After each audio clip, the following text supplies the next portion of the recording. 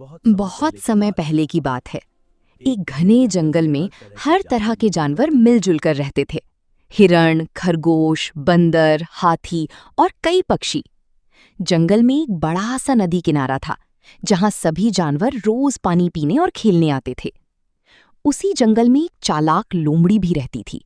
वो बहुत तेज दिमाग की थी, लेकिन मेहनत करना उसे बिल्कुल पसंद नहीं था। उसे हमेशा आसान तरीका चाहिए होता था।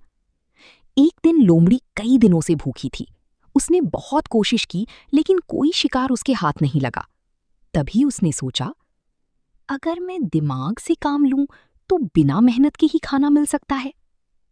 अगले दिन सुबह सुबह लोमड़ी नदी किनारे गई, लेकिन आज उसका व्यवहार बिल्कुल बदला हुआ था। वो उदास होकर बैठ गई और रोने का नाटक करने लगी। इसे देखकर एक खरगोश उसके पास आया और बोला, लोमड़ी बहन, क्या हुआ? तुम इतनी उदास क्यों हो? लोमड़ी ने गहरी सांस लेते हुए कहा, अब इस जंगल का अंत होने वाला है। मैंने कल एक साधु से सुना है कि कुछ ही दिनों में यहाँ भयंकर बाढ़ आएगी। पूरा जंगल पानी में डूब जाएगा।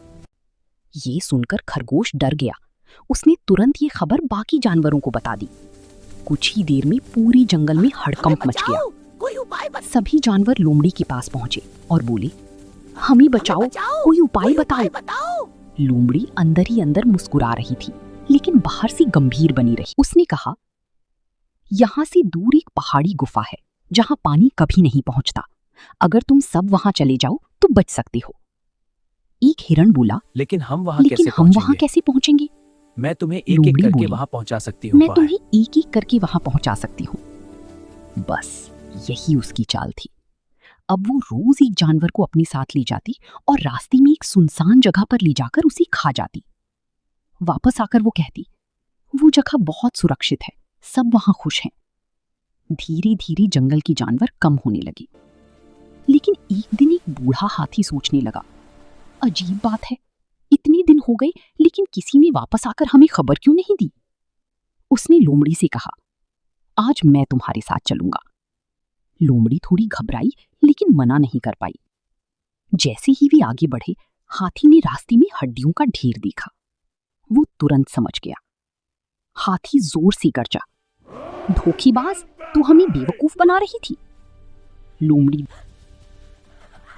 लेकिन हाथी ने उसे पकड़ लिया और लोमड़ी को जंगल से भगा दिया। हाथी वापस आया और सभी जानवरों को सच्चाई बताई। हमने बिना सोचे समझे भरोसा किया। हाँ, हमें सोच विचार करना चाहिए था। अब से हम नियम बनाते हैं, किसी की बात पर विश्वास करने से पहले सोचो, समझो और जांच करो। दोस्तों, अगर आपको ये कहानी पसंद आई हो तो फिर सब्सक्राइब जरूर करें, क्योंकि ऐसी ही सीख देने वाली कहानियां हम आपके लिए लाते रहेंगे।